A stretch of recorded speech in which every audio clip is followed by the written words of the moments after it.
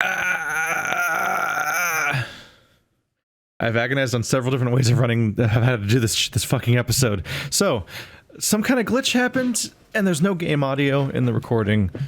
And so now I've gone back and I recorded the entire chunk of that game again, but because it wasn't blind, I couldn't remember what stuff was new and what stuff was not new and what order to do things in, so I kind of fucked that up too. So now I've got two separate videos to reconcile with each other. One that's out of order and fucky because I don't remember what order to do things in because it's no longer blind, so I'm just like, is this what I did next? And stuff like that. And so but then there's the original blind playthrough, but that doesn't have game audio. So I'm gonna go with mostly showing the original playthrough that has no game audio, but then when we get to the parts that have voice acting, I'm gonna cut to the recording of me re-recording it, so that at least you guys can have the voice acting in those parts. Then we'll come back to the previous one, and I'm sorry if this episode doesn't make any sense or is confusing for various reasons. It's been a struggle figuring out what to do. I have no idea why the recording had no game audio the first time around. I have no idea. Next episode will also have no game audio, but I don't think I have to do much editing. I think it's just going to be the episode going as intended with no game audio. But it's been a journey trying to fix this problem. It really sucks because I came to the conclusion that recording, I don't fuck it. I'm not going to bore you guys with the details. It's just, it's been so time consuming. Every weird error that comes up in this job is a new one I've never seen before, and so like I never can prepare for these problems because like just new ones are invented whole cloth. Like later today is going to be a premiere for a new game playthrough, and that one has a recording problem I've never seen before, which is different from the one that happened in this game for this session. All right, don't panic, but we have another entire map to look through now. We can do this. We can do this. My entire previous plan is I'm all talk. Every time I talk about how I think I'm going to process this place, it just goes out the window. Oops. No, it's not slow mode. The great lioness has grown old, and no longer has claim over the sacred lair in Gallowayne's maw. Size and age cannot best skill and cunning. Anything else? Who lives over here? Yes, hello. I know that I'm not supposed to be in this town at all, basically, but I'm now trespassing your home.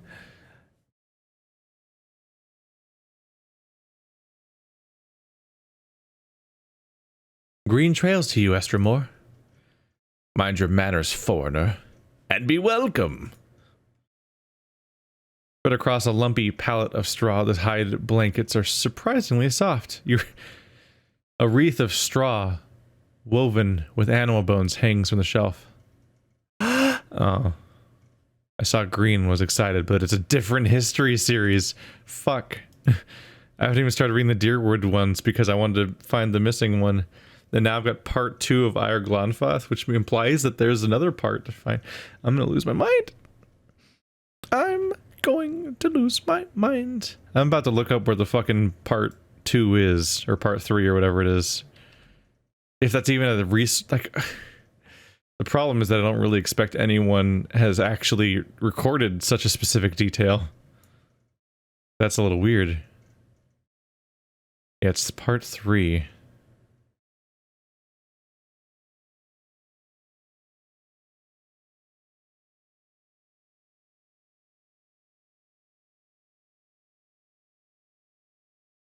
Confident tribesman and worried huntress. This sounds like it's set up for something. Dark omen. Even Delamgen could not stop him. He's just a man. Powerful, but just a man. I don't know about that entirely. A Glenfathan woman stares at the ground. Her bushy eyebrows frown in a straight line. Never before has a man slipped past with so much ease. A sign. A dark sign.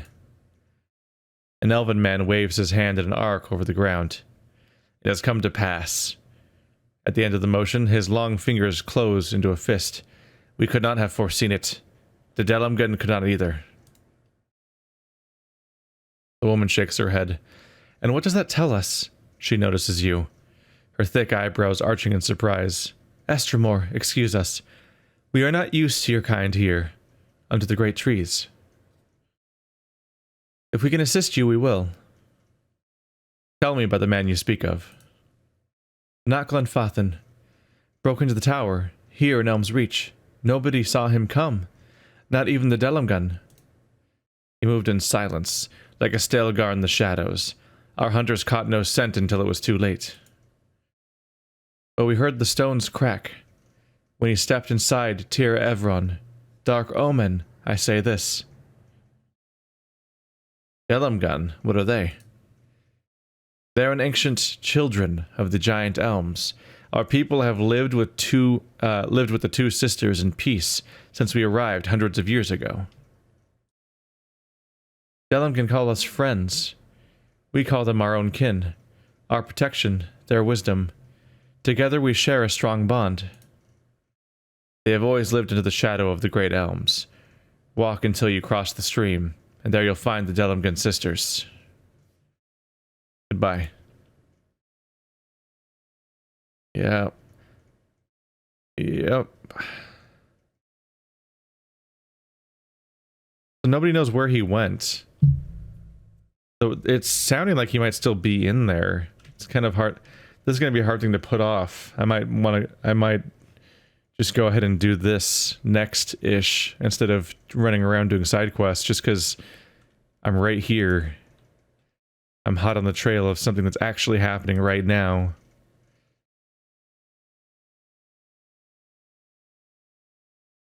Someone got stranded. Just another exit. Wasn't sure if it would unlock the other location or not.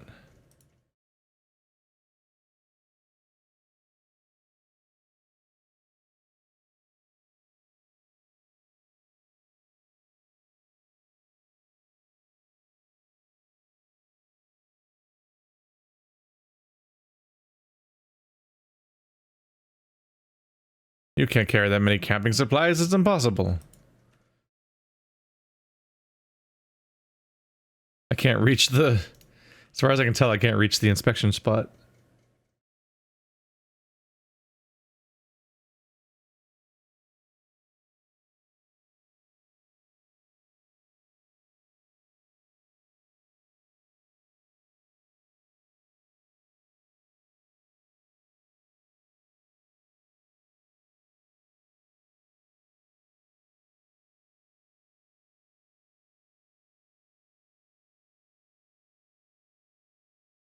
Since I find myself right on the precipice of the location, I'll try to find Hiravis's dragon, what? Druid friends. Friends is also not the right word to use. Even the tongues of stone and bramble are livelier than yours. What? Fire gives off a thick, rich odor of burning peat. Peat being a strange, semi-condensed mixture of like plant matter and soil. It's relatively important. Makes up a lot of like swamp and marshland kind of areas and it's all around, so on. But that kind of stuff is how the process through which organic matter gets buried.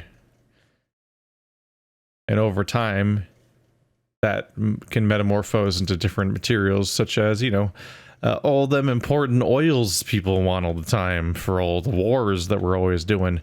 Fossil fuels and all that. Despite the name fossil fuels, they're not specifically and exclusively consisting of dinosaurs. It's kind of a misnomer, except not really, because it's not necessarily inaccurate. It's just people think that it means that all oil is dinosaurs, and it's like, wow, that was a lot of fucking dinosaurs. Isabel has earned my trust. Why do you continue to support Irona?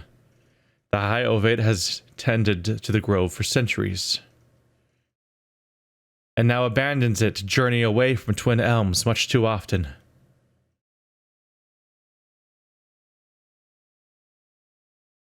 Letha. The elf holds a chipped wooden pipe.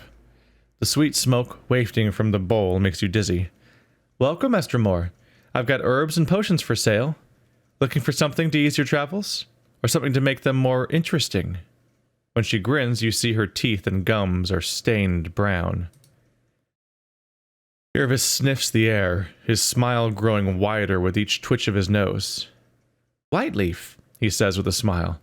I once ate a porcupine whole while smashed on Whiteleaf. I miss those days. Took me a moment to realize he was talking about a plant. Well, it took me until he said he was smashed on it. At first I thought he was like recognizing somebody. Because we're potentially where he might. A little sporling pet. Despite its off-putting toothy maw and dead eyes, this little sporling is oddly affectionate for a fungal mass. It waddles after you with unexpected speed. I don't like that. I don't like that sentence. It waddles after you with unexpected speed is not a comfortable thought. I don't like that. Go into the weird pile of living creatures. Made the strongest survive. Golden leaves flash and shine as they fall from the tree.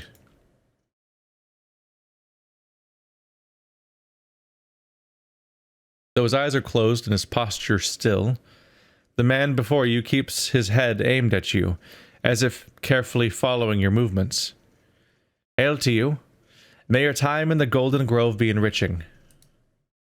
And hail to you, Autumn Orlin, the man says with a bow to Hiravius.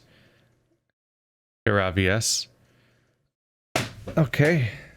I feel like I should be a little concerned that they're recognizing him already. Are they recognizing him already?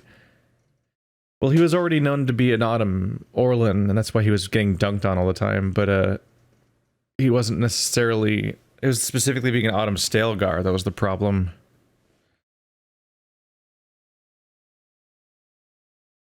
Hiravius' eyes widen in surprise. Oh, his eye widens in surprise, and his one good ear stands on end. How on Eora did you... The man's eyes remain closed, and he says with a smile, Tranquility begets a receptive mind. He opens his eyes, revealing brown irises clouded with the beginnings of cataracts. With my eyes open, I see your birth form, but when I look inward... And with this, he closes his eyes again. I see the Autumn Stalgar. Let Hiravius talk. I don't know how you can sense it, but you're right about me being the Stalgar. What do you know about the beast?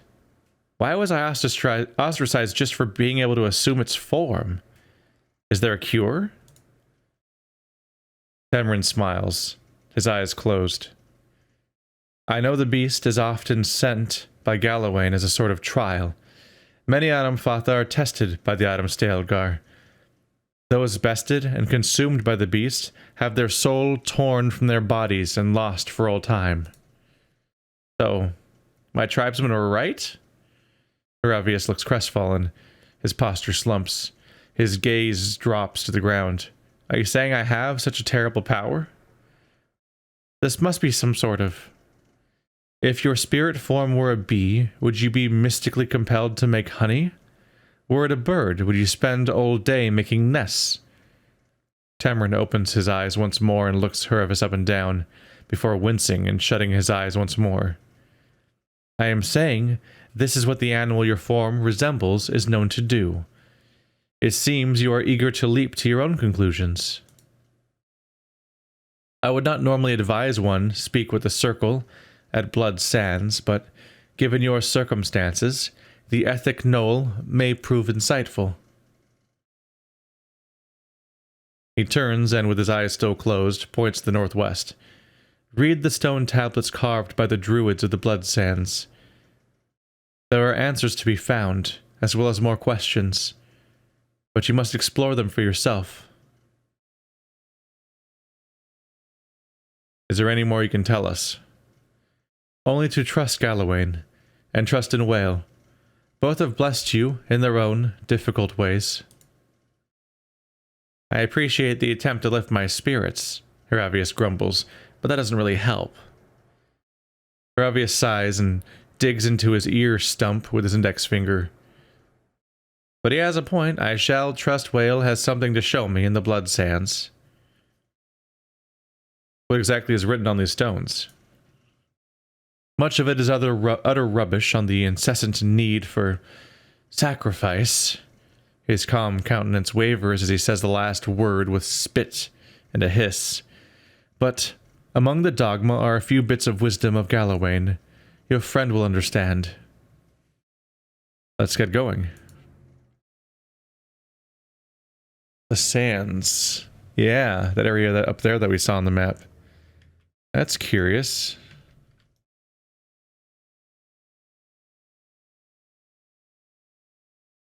Life all around us, can you feel it? These are mostly random, right? Randos. Golden leaves flash and shine. Keep your peace in our sanctuary, Estermore. What happens if I click here? Is it just the normal map? Yep. So here we are, in the big central tree location of the entire city. Oh, did it just give me credit for discovering the Golden Grove? That's kind of funny. I'm like on my way out, almost. All are welcome in the Golden Grove. An elf with the placid green eyes nods in greeting. Welcome to Golden Grove, traveler. Do you seek the wisdom of our herbalists, or simply to bask in Werethra's glory?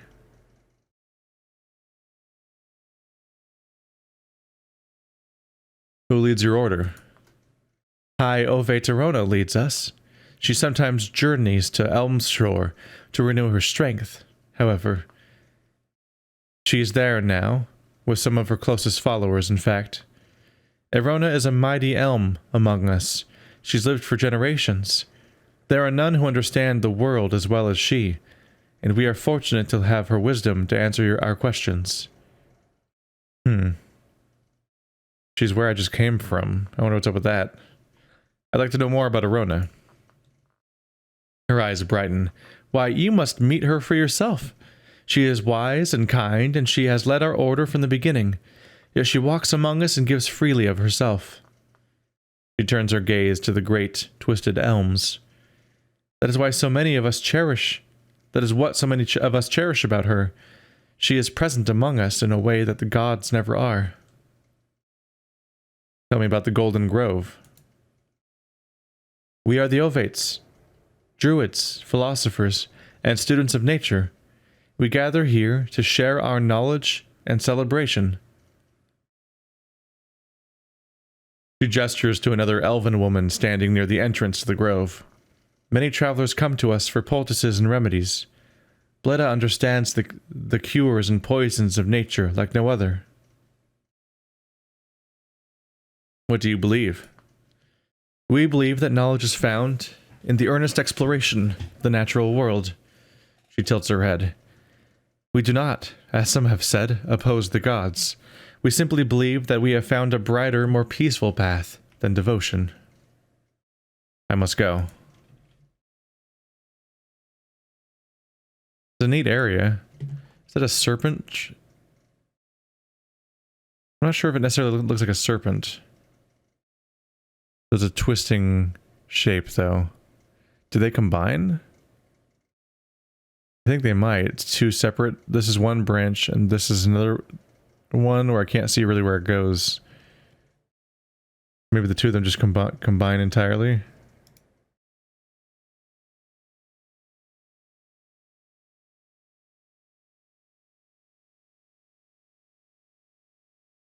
The Hall of Warriors.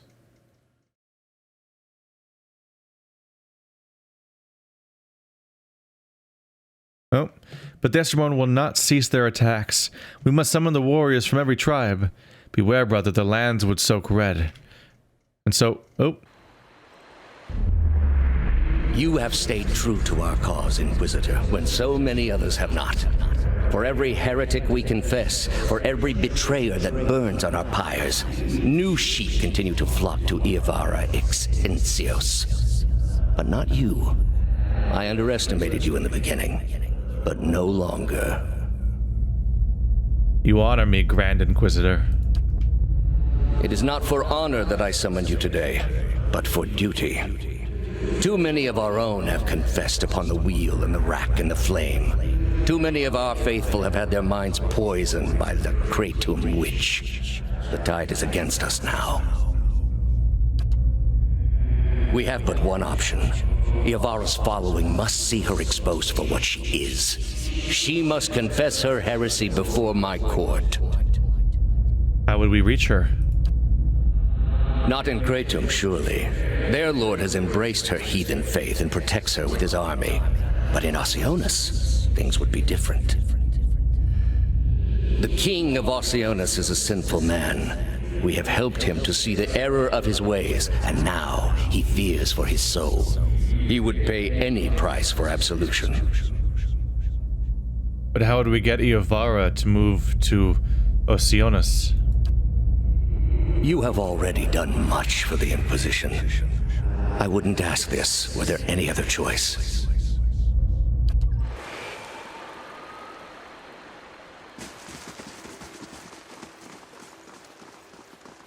Still retracing our steps, getting closer.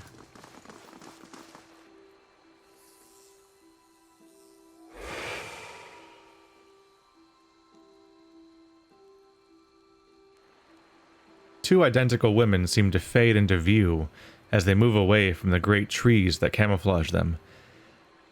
Their skin is tree bark, rigid and scaly, wreathed in a curling tangle of roots, buds, and blooms. Their hair hangs beneath the shade of serrated leaves, like the drooping branches of the elms above, and the pupils of their eyes are encircled by hundreds or even thousands of concentric rings, as if to mark the accumulated wisdom of millennia. Turn around, flesh creature. Outsiders are not permitted to approach the Elms. Do you not feel it, sister? Something familiar. An ancient soul, like the other one. Another defiler, no doubt. Let us fell him and be troubled no more. It would pay the debt of his predecessor. So it would seem, Rhiannon. But we must not hasten to judgment. I see a different motive here. Different questions in these eyes. What of it, young trespasser? Is it as my sister says? Or are you here to stain this place with foul deeds? A lot of options here. You can hit on them, you can say you'd like to burn this place down for all the difference it makes to you, but you have something else to deal with, which is like, what the hell of a thing to just come out and say. You can try to hide the fact that you already know the guy, and so on.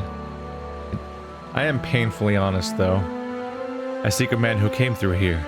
It sounds as though you have already met him. There, by his own admission, Sheetha. Really, sister? And you wonder why your leaves begin to fall out before midsummer. Clearly that man did not want to be followed. Whatever the relationship here, I suspect it is anything but cordial. Sheetha turns to face you. I'm pretty sure it's Sheetha, which... It's like... Oh, there's so many rules to try to remember to even land on that pronunciation, because none of those letters... It's like all the letters are lies. The answer is yes, old one. We crossed paths with Theos not long ago, and we can tell you where he went. But I find it curious that anyone would seek him out. Suspicious, even. If we are to help you find him, we would know why. He must face justice for his transgressions. I like him better now, Sheetha. Indeed. A kindred spirit, it seems. But that's what this is really about, isn't it?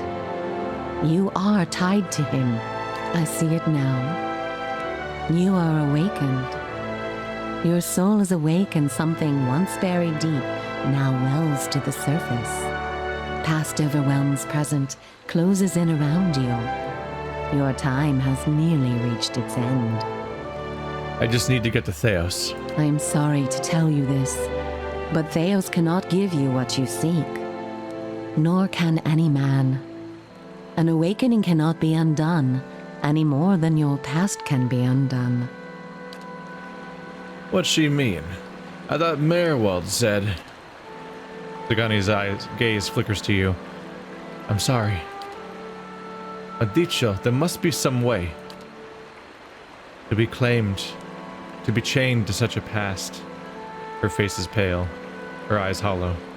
A bitter and grievous thing, Watcher. This has all been for nothing, and I'm going to lose my mind. The soul is formless without a past to shape it. Did you truly expect to be able to wipe it away?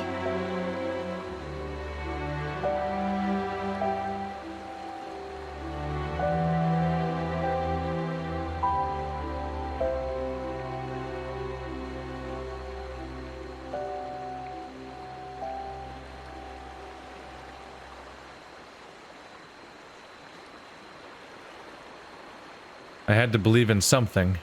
You would rather believe in a comforting falsity than accept a hard truth. A common trait among your kind. Endearing in some ways, but it is an obstruction. A lie within a lie. It is only when you face that truth, abandon hope of salvation, and digest its uncompromising absoluteness, that a soul's true nature is laid bare. However, as much as my sister speaks truly that there is no way back from an awakening, there may yet be a way forward. Would you agree, Shiva? I would. Were the way not so likely to end in death. You underestimate me. Or perhaps you underestimate your foe, Old One. Where your soul is renewed in its ignorance in each span of your life, his only grows in cunning and resolve. The man Theos you must already know by now. You are linked by a common past. Something about it lingers within you, festering, unresolved. What it is I cannot see any more than you. And without that knowledge, your doom is certain. But were you to learn the source of this discord, perhaps it could be put to rest. Though it is equally possible it will trouble you as much now as it did then, and merely speed your condition to its end. My past comes to me in pieces. How do I unlock the rest? You might wait for it to come on its own, of course. But when it comes, it will replace your sanity's last breath. Such is the nature of your condition. Or you could learn it from someone who already knows. Theos. Would he remember? It is said the gods made his memory perfect, that he may never forget his charge. If he ever knew, he still does. Not that he would tell you, of course. You have followed the right person for the wrong reason, it seems. We see it often beneath the elms. The soul dragging mind and body to unknown places for unfathomable reasons. You may have wandered into Theos's path many times, in many lifetimes, without an awakening to show you why. The only thing that's certain is you did not find what you sought. You said you knew where he went. He has gone down beneath the tower to a place older than we, where the people of Engwith once walked. He makes his way to the buried city, Sun and Shadow. May he stay down there and rot with the remains of his people. He may yet. He won't be returning the way he came, that much is certain. He opened a secret path in the tower's base, and saw it destroyed behind him through some vile means. Is there another way to get to him? We know of one. On the burial isle, through the court of the penitents, Braeth Yaman. A shortcut, in fact. Don't be cruel, sister. The way my sister speaks of is not for the faint of heart. A great pit at the center of a forgotten court, where faiths were judged in place of crimes. To most, it is simply a gateway to death. With the help of the gods, it can take you where you want to go.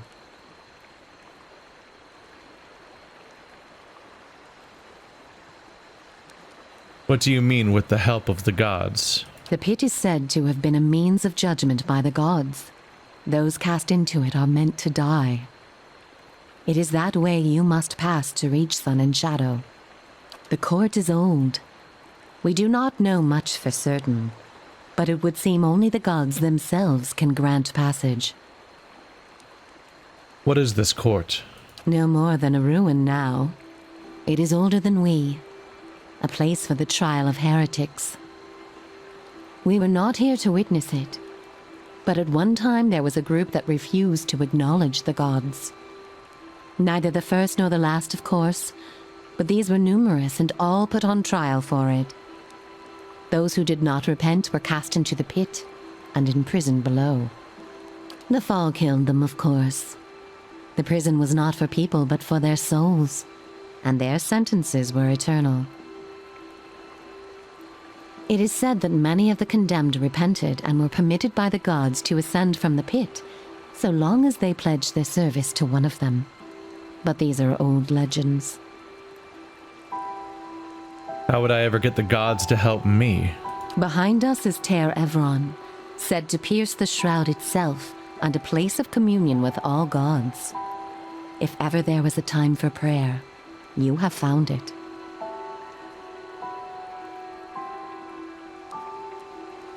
So the only way to get through this pit is to pray for help. Not the only way. Just the only one that doesn't end with your body impaled on jagged rocks. Who would I pray to? Any god you can, I should think. I would pray first to those gods you like best. I hope for your sake, the feeling is shared. Is there no other way? None. How do I pray? Ter Evron is also called the Hall of Stars, and the stars show us the allegiances of the gods. When stars are in conjunction, we know the gods they represent are aligned as well. You should choose a place to pray where you'll be closest to those you want to hear you. If a god stands alone, you should pray to that god. If they band together, you should address them all. Choose your words wisely, for all gods expect proper homage, and none has patience for fools. I have other questions. What do you wish to know? How did you know I was pursuing Theos? The same way that you are no doubt able to peer into the ether and experience the souls of others. It is something we are born with, some more, some less. A gift common to many creatures of the wilds. You share certain similarities with the man you pursue. For your sake, I pray they are few and of no consequence. You mentioned that people come to these Elms without knowing why. A soul has a will all its own. Its needs and whims are seldom understood, but they follow them all the same. There is something about this place that reaches beyond our understanding, something like a beacon.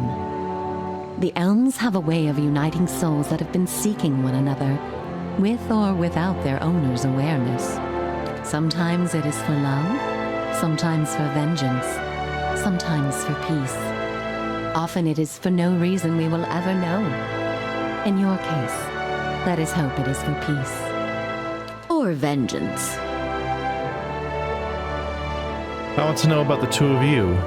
There is little to be said about us, for we are bound here, caretakers and defenders of this place. Our journey has been over time but not distance, measured in observations but not experiences. We have seen the Elms grow tall. We have seen cities built, burned, and built again. The only constant has been the tower, a silent companion through the ages. You can imagine why this recent destruction has stirred my sister so. If you do nothing else, make that man pay for what he did here. I need to know about praying for the support of the gods. We will tell you what Nope, we can. never Before you mind. go, tell me this, old one. I'm curious. If you were to subdue your enemy, what would you do with him? What would give you peace? I wish to undo the harm he has caused. You would need to have twice as many lifetimes as he to repair his savage work. But perhaps there are strides you can make. All the same, think on this matter. Be assured in your course. In the end, it may mean all the difference, not just to his soul, but to yours. And be warned. Some questions have answers that can never be learned. and it is those that trouble the soul above all others. May you find an answer to yours. And just like that, Assassinate Larch is completed. Relatively brief quest. We're suddenly burning through these. So, when I triggered that dialogue the first time around, it was an accident. Because my actual goal was to go help Hiravis. So I'm like, oh, are you sure of what you claim? I hope the sacrifices would have waned. But the frontiers again open. I assure you we'll need much war paint in the coming season. They keep having references to war paint that make it feel like it's some kind of material that can give you power. It requires sacrifice to create. And they're saying that now that more wars are happening, they're going to need more war paint. And you think that war paint wouldn't be worth having if all it was normal-ass war paint. But better do something. Otherwise, why are you willing to sacrifice for it? The Ethic Knoll welcomes your presence, supplicants. A dwarven man stands, motionless near the roaring fire that lights the cavern. Your sacrifice feeds the land, supplicants. Come forth. A gust of smoke curls around him, licking the charred flesh that bulges on his forearms. They suddenly flex. Estramor? The dwarf holds his fists in a tight grip. Your kin doesn't come here to share with the tribes. What do you want? What is this place? Blood Sands. The dwarf picks on his scarred forearm. His guttural sigh mingles with the crackling of wood and bones behind him. As I said, Estermorn rarely visit our halls. The Gunfathans call this place Blood Sands. We call it home. The Ethic Knoll have tended the land from within this cave since before the arrival of the tribes to Twin Elms. Garrost crosses his arms. Be warned, Estermor. We bleed life to nurture it. Our sacrifices may strike you as savage, but the health of these lands depends on them, and it's unseemly for guests to insult their hosts.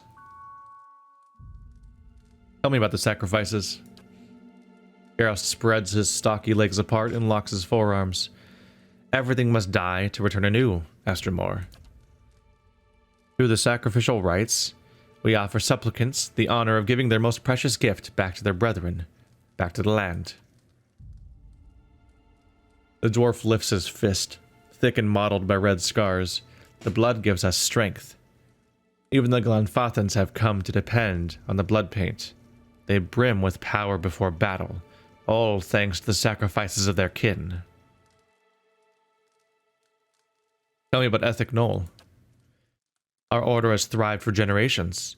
Before we came to Twin Elms, our rites fed the lands of the Eastern Mountains. Now we share blood for our Glanfath.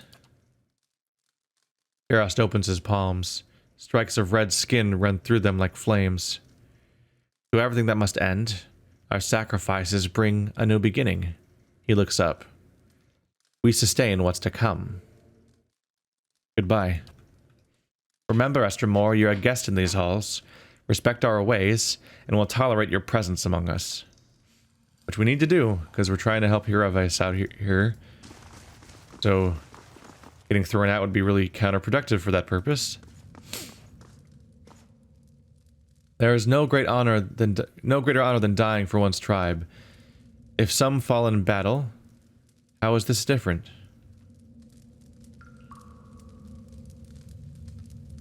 Upon Burial Isle, the two men meet again for the first time, though it was the last thing they did. The many-colored beast rent them both asunder. They were in death, merged, and made whole again.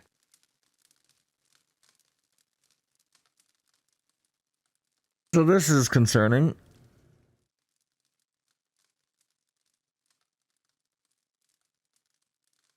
Very strange, because it makes me wonder if Hiravis is tied to my destiny.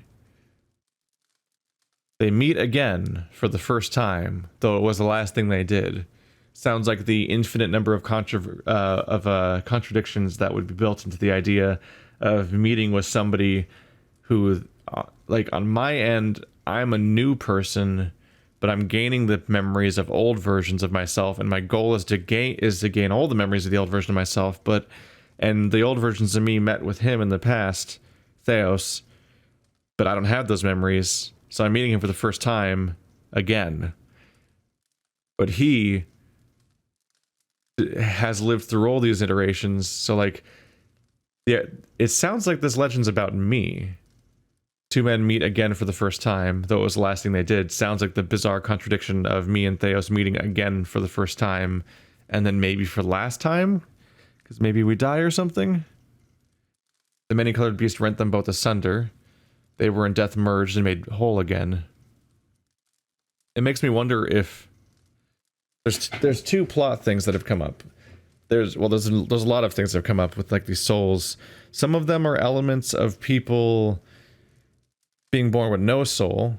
Then you have this Autumn Stalgar that can consume souls, and you have Heravius being just kind of randomly thrown amongst my path as somebody who might be fated to be alongside me, but then we are chasing Theos, somebody who we have history with in our past lives, and like a lot of other very confusing elements. But then among many other plot elements about how the souls work, one of them that's come up a few times, it came up with that one guy who shared his soul with a cat. Then we had a story we read about it. Well, that was about the cat, right? That was about the cat guy. And then we have the guy who was soul twins with like that dragon that killed him and also killed us because he was very high level. Might be able to beat him next time we go to that expansion area. So like I'm wondering if we're gonna have indication, for example, that we might be soul twins with Theos. Like we originally were separate.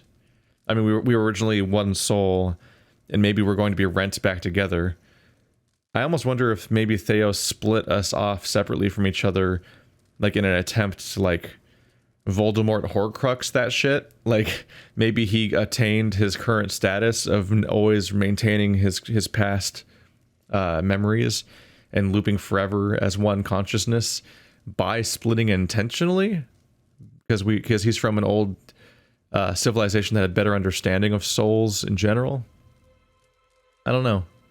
I'm just very suspicious about whether or not this is talking about us or not, because it makes sense because Heravius seems to be the kind of the subject of this thing, or somebody like him. It could just be two other people who got attacked by an Autumn Stalgar at Burial Isle. But the fact that I'm going to Burial Isle to meet with somebody for the first time again, for the last time, for the first time again for the last time, with an Autumn Stalgar with me, definitely makes it seem very suspicious, like maybe I should be taking Heravius with me on my final quest. I don't know. By the way, I'm not spoiling anything. I have not gotten additional answers at this point, even though I am like from 2 hours in the future or whatever. This is just my second time hearing this message now, but no more future story has happened yet, besides me picking a god. Cute story. Two guys meet in the belly of a soul-eating creature. Maybe someday I'll eat two of the most insipid dear wooden lumberjacks, and they'll spend an eternity discussing beer whilst haunting my colon.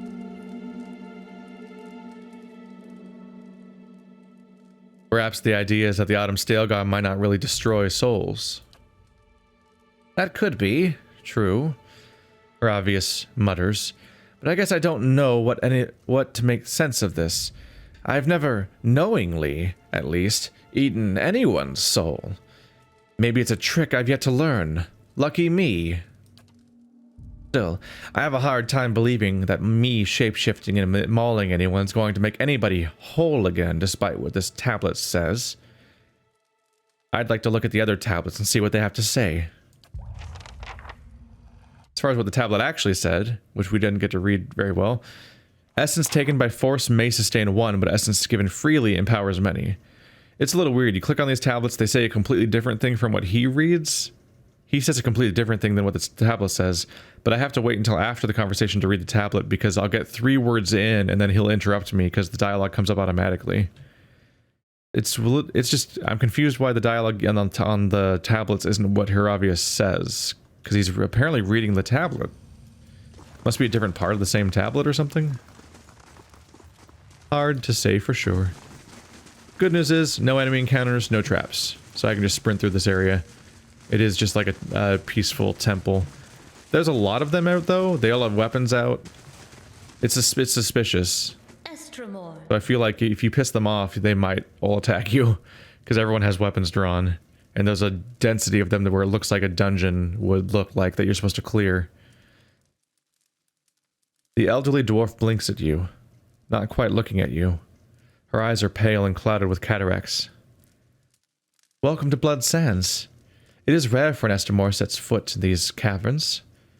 Her sightless eyes fix on you as she tilts her head. What brings you here, I wonder? What do you do here?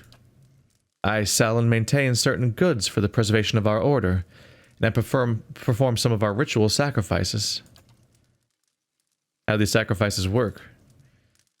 Like any worthwhile ritual, it's too complex to explain in detail. It involves clotting the supplicant's essence, binding it to their life's blood, and drawing it into a container or vessel. Tell me about Blood Sands. This, the raw, bloody heart of our Glanfath, where some come to give their essence back to their people. Her dry lips bend into a sardonic grin. Where others seek a noble escape from their trials. The legacy of the builders to the tribes was not merely Aedra and stone, but a sense of community. And it is here the Glenfathans come to sacrifice what is most precious, even their own lives, to preserve it. And she sells stuff. And there's the war paint, which actually gives you 15 accuracy, 10% damage, and 20% endurance for not very long, but for a bit. That's not nothing. So we have confirmation that the war paint does something. It's not just like a ritual for the sake of like the feeling of the thing. It clearly has a power. There's earth blights around.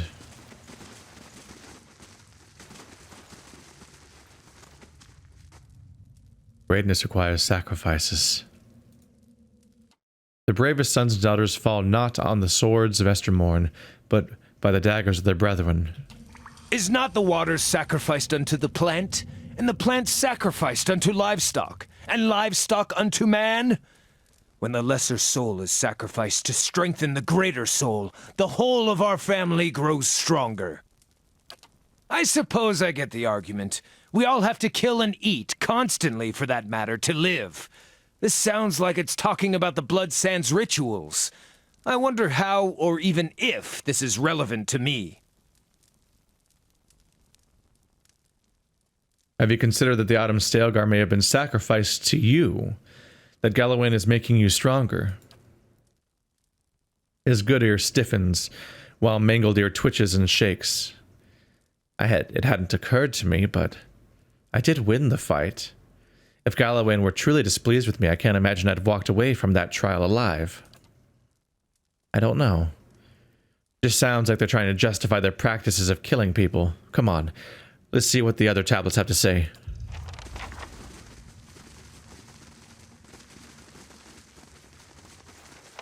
There is a lot of cave.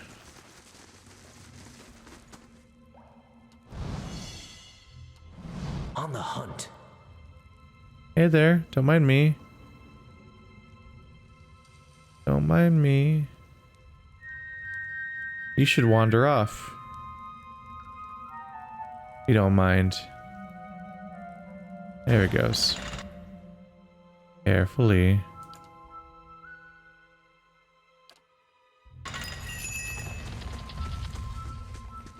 Yeah. Ouch. Yeah. Everything's fine. Be distracted and don't go in there, please. Ow. Hard to hold on to. Poor grieving mother. What do you mean? I didn't do anything. Nothing happened there. Close the door. Close the door. I don't think you can close the door. I don't think you're allowed to press those buttons again, unfortunately. We've got a few things. 5 flasks of war paint for starters. Braces of deflection, the boring ones I always get all the time. And a really good looking, at least I think, good monk items. 2% raw damage per wound. Like, that guy stocks up on wounds. Like, when he gets like 10 wounds, that's 20% more damage in raw form. Sounds like some good shit to me. Yeah, it does. Huh?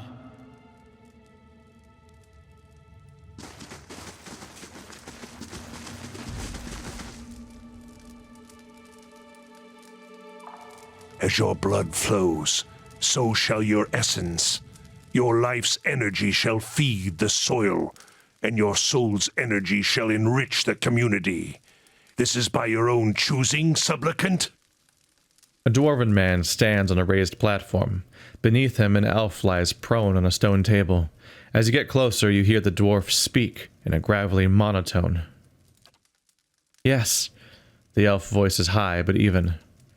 The dwarf grips a hatchet with both hands and raises it over his head.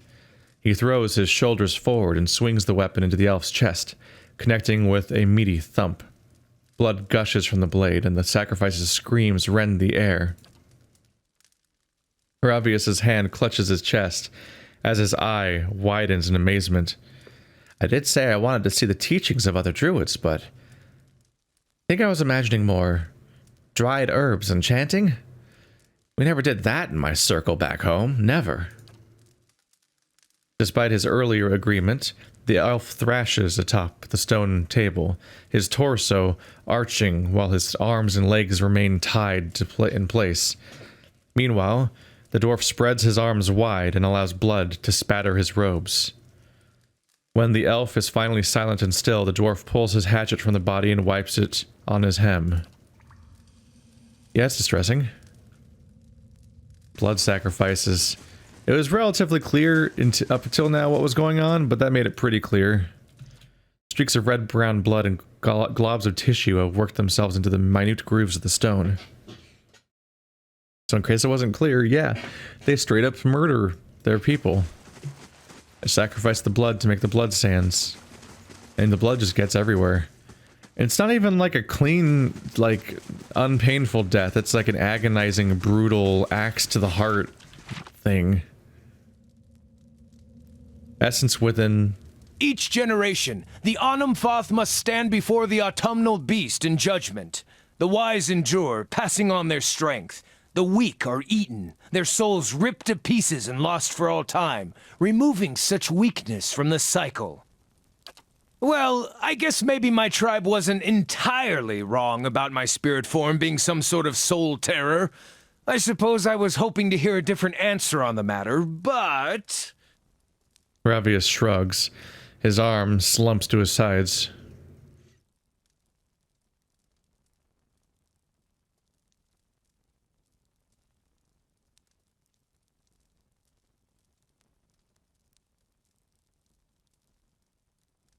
But it's worth asking. In all your times walking in the Autumn Stalgar's fur, how many souls have you destroyed? That I'm aware of? None, he says, resolutely, as his face turns red. I got what you're saying. I merely wear the form of the Autumn Stalgar. It's not in control of me, nor the sum of who I am. He lets out a long sigh and relaxes. For years I've been telling myself my tribe judged me unfairly. Guess they weren't completely wrong. Well, enough pontification for the moment, he says, patting down a cowlick of hair. I need to know more. Let's look at those other tablets. And the message said, essence within to nurture flesh, and essence without to strengthen it. Mostly justifications of their sacrifices is what the messages mostly say. Whereas he keeps finding messages about like the Autumn Stalgar in it. All these tablets are pulling double duty, apparently. Yeah, you're not getting into that. That guy's just staring right at the chest.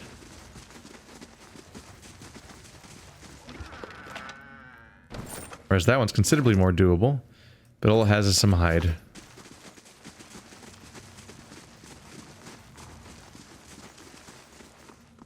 The gift of sacrifice transmutes blood into water and essence into power. Just as the flesh of one nourishes many, the sacrifice freely made strengthens those that will come to us. Blood of sacrifice waters the soil of Aglanfath. And everyone's echoing, for those that will come to us. As souls split into multitudes, many lives come from one. The truest of power comes from sacrificing the shard to return its strength to the Mother Stone. The many lives from one sounds familiar. I was taught that sometimes between death and rebirth, a soul splits perfectly in two, creating two viable souls from one. Sounds strange, but it makes sense when you think about how the population has risen in generations. It's kind of a mathematical necessity that some process like this is happening. It's not necessarily a mathematical necessity, just because it could always have been that there was a surplus of souls, like a huge number of souls, and maybe souls, when you die, you know, maybe some of them skip a generation, and maybe some of them are having their first life right now because they've been waiting for their chance for the population to grow or something. It would make sense for there to be a buffer of souls that, like, it doesn't make a lot of sense for souls to be born the moment they die, like immediately into a new life. They could spend years or generations not being in a body, presumably, because otherwise, like, how do you, like, that, otherwise every single life and death would have to be one-to-one, like a baby's born the moment somebody dies all the time, which, like, how do you rectify that with, like, wars? Like, every time a war happens and hundreds or thousands of people die, like, is there a giant boom of births? Births take time. Like, there's like a 9-month wind-up period for said birth. If anything, that'd be really distressing. Like, wow, there's sure a lot of pregnant ladies lately. Oh God, it's time for World War VII. The autumn years. There would have to be a buffer where souls just kind of hang out for a while until they get a body again, in order for anything to work logistically, which kind of shoots the idea in the foot that there's like a mathematical necessity for souls to be splitting. But it is a thing that happens regardless, so we know that it is a thing that works. We just don't necessarily know if that's the justification for why it happens.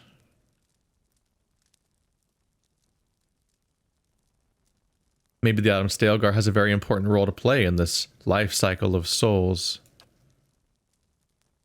Sorry, soul. Sorry, sir, I'm not eating your soul. I'm merely serving a vital role in the natural process. Rabius rolls his eye. I see what you're getting at, but it's not making me feel better. Fungus that grows on shit has an important role to play in the natural order. That wouldn't make me thrilled to spirit shift into a shit blossom. Yeah, although spirit shifting into a shit blossom might not have gotten you exiled from your clan. Something here calls to me. That's really weird. Surprise lockpicks. Naka. The petitioner before you is swaddled in loose-fitting robes. Her hair is greasy and matted. A glossy film of sweat and grime coats her exposed skin. She has the swollen features of pregnancy and several missing teeth in her big, grinning smile. As you approach, she slowly turns to you and examines you from head to toe, smiling the entire time. Joyous day to you, she says. Despite coming from a wearied body, her voice sounds resonant and relaxed. I am Naka, midwife and lorekeeper. Her hands run across the slight bulge in her belly. She rolls her head back and sighs a relaxed purr. Are you feeling well? Flawless, she replies. Apologies, I should be left to my meditation. The rite of strength is invigorating, almost overwhelming to the senses. She reaches down and cradles her belly in her hands and turns away. That's strangely distressing and confusing. Has she been impregnated by one of these rituals? Is some sort of crazy effect happening on her? Or is it something more innocent? Is it that she just is somebody who happens to be pregnant, and locally they use war paint to give power to the pregnant mother and her child to ease the pregnancy, perhaps?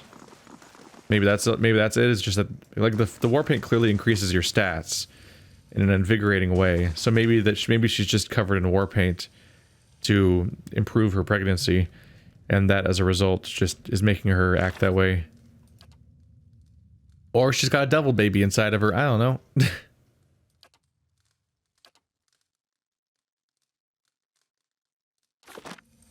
Do I have dialogue with you, Heravius? Oh, what is it about Delumgon that gets my tree trunk blooming? My logic tells me that they don't have any good poke holes and probably kill you after copulation. Still. Wow. He's not thinking about his tree trunk blooming. He's not even thinking about the Stalgar situation. Agreed, they're easy on the eyes. Or lie. Agreed, they're easy on the eyes. It's repulsive. Fine, fine. Not everybody butters the same side of the biscuit.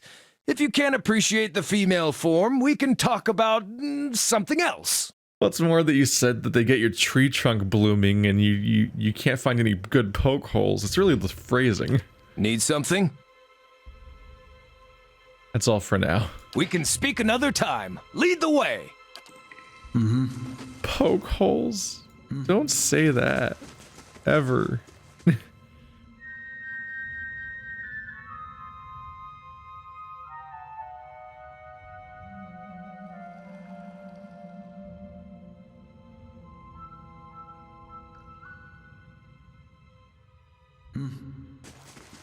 I think we're done here.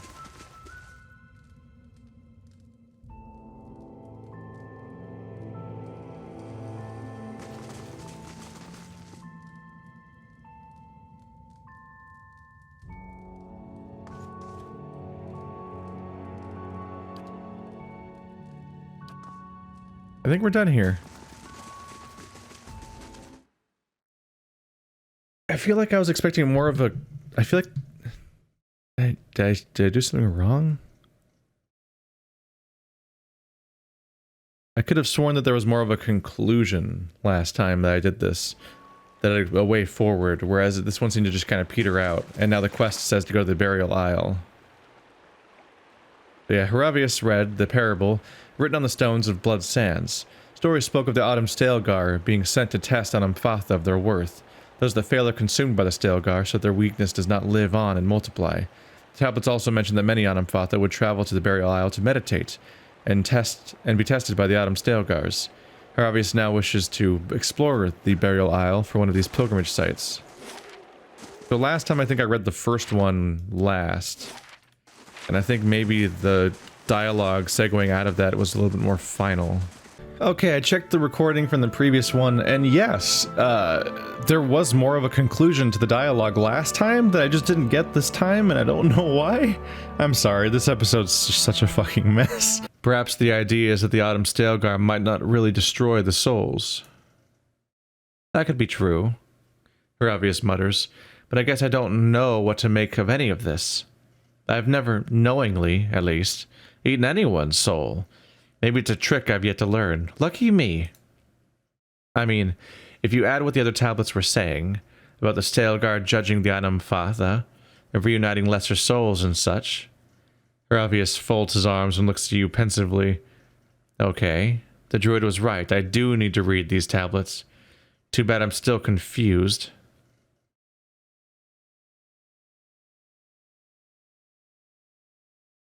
Is it safe to say Whale brought you to where you needed to be?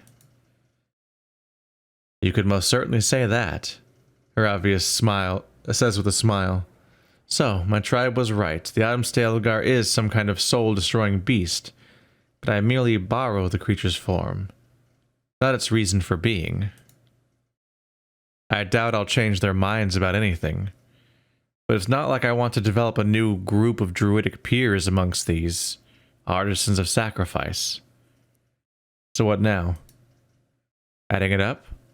I want to head to the Burial Isle. The name was mentioned in the tablets, and it's implied there might be other Autumn Stalgars there. I did not want to hear verification that the Autumn Stalgar was such a terrifying monster, but I am thankful to Whale for bringing me to these tablets. The truth is valuable, especially when it's this painful.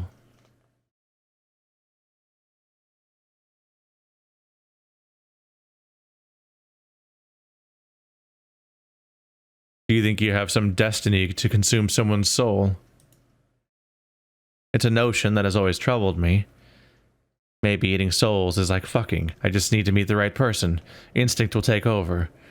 And I'll feel ashamed yet smug the following morning.